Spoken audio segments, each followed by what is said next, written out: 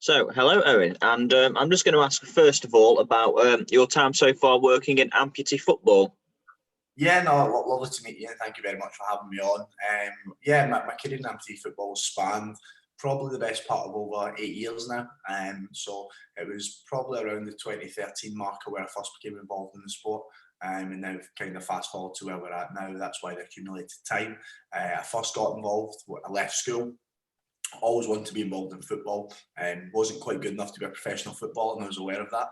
So what I decided to do was go into football development, football coaching, not really knowing where it was going to take me in terms of a clear pathway, but just wanted to gain an understanding of a number of areas from mainstream men's football, mainstream junior football, and the female game at an elite level, and the disability game at grassroots and elite level, and naturally over time has found a niche within amputee football where that sits, wherein a number of different hats, still supporting the grassroots game and the development of the sport at a grassroots level, whilst also being the head coach of the national team, where I kind of oversee a number of different, all the operations really, as well as the important part around performance as well for that team. So that's a little bit of background of where I've been and now what I'm up to.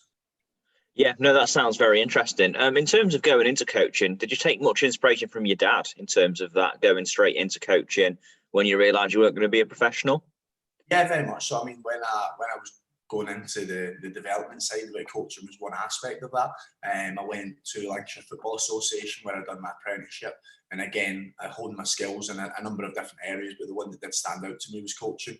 I always knew that I wanted to be involved within the professional game and around performance, where it really matters, winning games of football ultimately, and that's still the case for myself. That's what I thrive off, what I get my buzz off, being competitive and being successful in that front. So yeah, that's something that I've always been built up around, I suppose, with my father's career as a player and then as a manager. So it's something that I've just come accustomed to as part of our lifestyle, and everything we do, go and watch games on a Saturday and a Sunday, you're watching midweek because it affects obviously his teams that he's coached in the past, and you're always talking about it in different ways, shapes and forms, whether it be the tactics of the team, whether it be individual performance, whether it be analysing opposition. There's a whole, obviously, a lot of things that go into it. So it would be fair to say it's certainly played a part on my coaching journey, and still very, very close to my dad, so pick his brains and vice versa now, which is nice on a few occasions about different things that arise.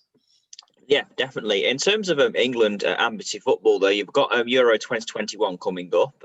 How do you feel about that? Of course, been a few interruptions due to COVID, but how are you feeling about the tournament?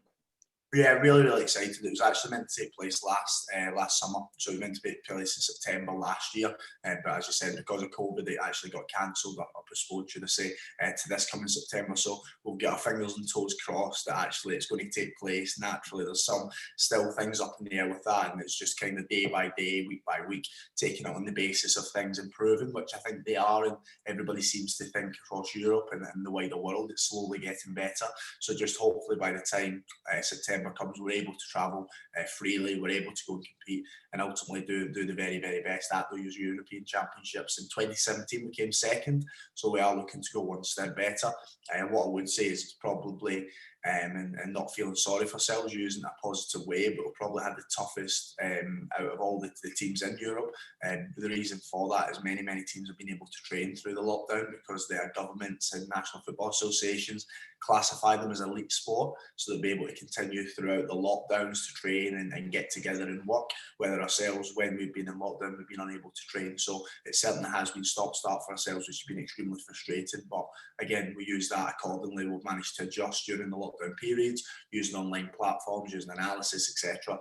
So we're going to be in a good place going into it. Yeah, I mean, even with not being able to train, if you've been doing much virtual work with the players and obviously keeping busy, I mean, obviously if you can't train in person, that's probably the best way. And like I say, with other teams maybe having that little bit of an advantage because they can train. So is it important that people's minds stay in the right, people have got the right mindset still, do you think?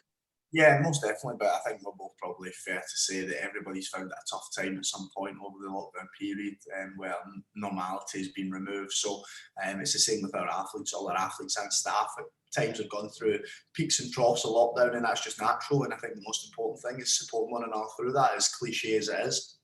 And more importantly to that as well, it supports with togetherness. So when you actually see somebody or a group of people that are there for you when you're almost at your worst, and equally there for you when you're at best. That's quite powerful, and that's something that we've found particularly over the last 18 months, that when people have been really down in the dumps and struggling, there's been lots of people around about them support them as part of the team, and that certainly will be a real thumbs up and a green light ahead of the Euros. That togetherness will probably be better than it's ever been before, which is wonderful, particularly on the performance psychology area. It's really, really important for me. But then in addition to that, we've been doing a lot of online classes. We've been doing the analysis twice a week with the players, looking at opposition, but also looking at ourselves and topics that we want to improve at, as well as the individual team and unit analysis. We're doing online fitness sessions twice a week, and then the players have their own programs as well to follow within the home gyms. Now, with the world opening up, getting back to normality and hitting the gym themselves outside of the home, which will give them more equipment to prepare even better now in the lead up to it. So everything has been streamlined to make sure the players can be successful. So the program we've devised has certainly not been a shortcut. It's not taking a foot off the gas. It's been full steam ahead on all fronts. Just had to be a little bit more intelligent and adaptive within the situation we found. Yeah, definitely. And in terms of your future goals as a manager, do you have any particular future goals that you'd like to achieve? Yeah, most definitely. I'd like to be in the professional game and the mainstream game at some point in the future. Ultimately around performance, whether that be within a coaching role, a head coaching role, assistant, director of football, performance director, whatever it may be. I'm very, very open to a number of opportunities that are out there. What I would say is that the roles are very hard to come by. You need to really elevate yourself to a level that people see value and bringing you a part of their organisation and team, because naturally teams have got a lot of fans and a lot of supporters and ultimately customers who they answer to. So to bring somebody in on any of those levels needs to have a positive impact within the organisation. And what I'd like to think, about only being 24 years old now, I've still got a lot of learning and development improvement to do. But at the same time, I'm well aware of that, and I know what my areas to improve are, and I'm working on them. And I'll continue to do that in the hope that when an opportunity arises at whatever level, at whatever position that may be, I'm ready to take it on and ultimately do my very, very best by that organisation to take it to the next level, and hopefully with that develop myself in the meantime. Yeah, no, that sounds brilliant. Well, Owen, that's all the questions I've got for you anyway, but thank you very much for joining me. Oh, absolute pleasure. Thank you very much. Thank you. Yes, and good luck in your career. No,